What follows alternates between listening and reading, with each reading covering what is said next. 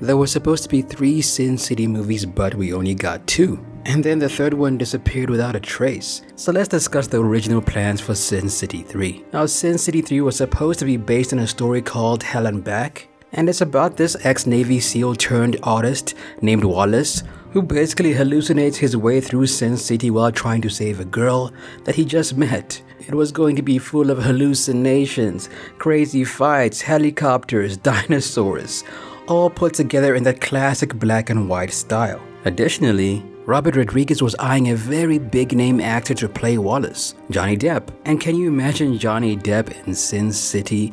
It would have been insane. They even talked about adding Antonio Banderas into the script as well. So today we're going to discuss the original plans for Sin City 3. Who else was supposed to be in the story? What was the overall plot? Does it still have a chance of being made? So yeah, this is the story of Sin City 3.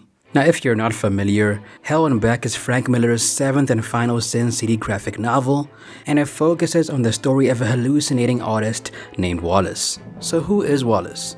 In Miller's comic, Wallace is a former Navy SEAL turned artist, and he's one of the few truly virtuous characters in Sin City. On one dark night, Wallace encounters a woman who tries to unalive herself, and just in the nick of time he prevents her from doing so. So this young woman, who goes by the name Esther, now has a hero, and for a brief moment a glimmer of hope enters Bay Sin City. But this is where things go wrong.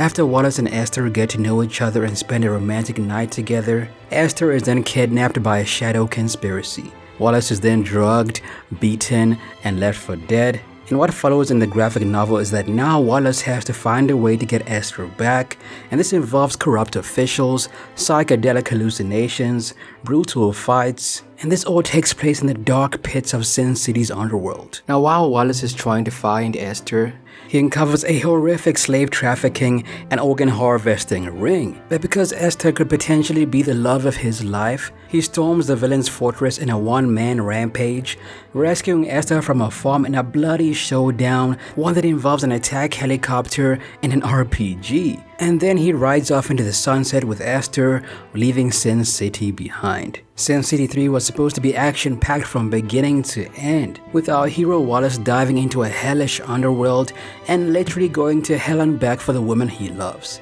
Now, who was supposed to play Wallace? Back in the mid-2000s, Rodriguez had a high-profile actor in mind, none other than Johnny Depp. In fact, before making Sin City 1, Rodriguez was going, I really want to get Johnny Depp on board to play Jackie Boy. And that's the crooked cop who was played by Benicio del Toro. Now, at the time, Johnny Depp said, look, I really want to do this movie, but I've got something else in line. So keep my name in mind for future projects. So, Rodriguez never forgot about this. Now, by 2007, Rodriguez is adamant that he's going to get Johnny Depp in Sin City 3. And the part for Wallace was written with Johnny Depp in mind. So Rodriguez reaches out to Johnny Depp and goes, hey Johnny, remember that project we couldn't do last time? I've got just the role for you. So Rodriguez tells Johnny Depp about the plot, about the character, and Johnny Depp says, count me in.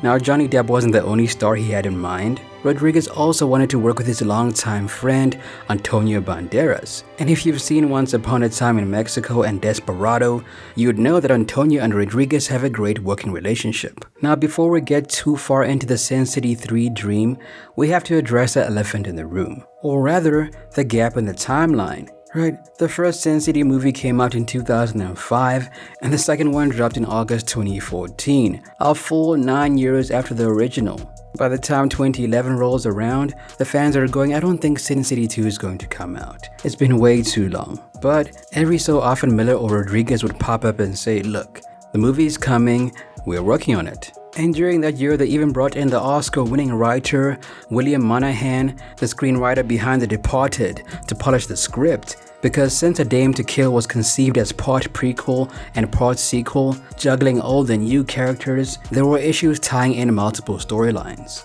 Also, remember Eva Green, who plays Ava Lord? Well, Ava was not the actress they had in mind for the role. It was supposed to go to Angelina Jolie. But since Angelina Jolie had multiple projects, pregnancies, etc., Frank and Rodriguez were kept waiting for a long time, and the waiting game cost them a lot of momentum. Now, during Comic-Con 2014, Frank Miller went to say this. you'd better show up for number 2 or they won't pay for it. Now this might have sounded like a joke back then, but it wasn't just a joke. It was a warning. Miller and Rodriguez needed Sin City 2 to succeed at the box office, or Sin City 3 would never be made. But at the same time they were going, look, even if Sin City 2 fails at the box office, maybe we can make Sin City 3 just with a lower budget. And then we got the huge bomb that was Sin City 2: A Dame to Kill For. Out of a budget of $65 million, the movie only made about $39 million worldwide and was considered a flop. So for Rodriguez and Miller, this bomb was very bittersweet. They poured so many years of their life into making Sin City 2 and tried to make it true to the comics, but it was still a bomb. So if Sin City 3 would have happened, it likely would have been the most over-the-top entry of the trilogy, because Miller himself hinted that he had very big ideas for this movie. Given the hallucinations that take place in the graphic novel, we would have got more experimental visuals, and because the character Wallace was hallucinating through most of the movie, and since in the comic, Wallace's hallucinations are depicted in full color, Sin City 3 was going to be more colorful than previous entries. Now all hope is not lost for Sin City. By 2019, news came out that Frank Miller was going to turn Sin City into a TV series, guaranteeing at least a first season. And guess who was in talks to be involved? Robert Rodriguez. He was said to come in possibly to direct the pilot or produce the series. So it seems the duo are not done with Sin City after all. They simply had to find a new avenue. Anyway, that's it for the video. Are you guys still looking forward to Sin City 3? Will you watch a TV series based on Sin City? Let me know down below, and I'll see you in the next video.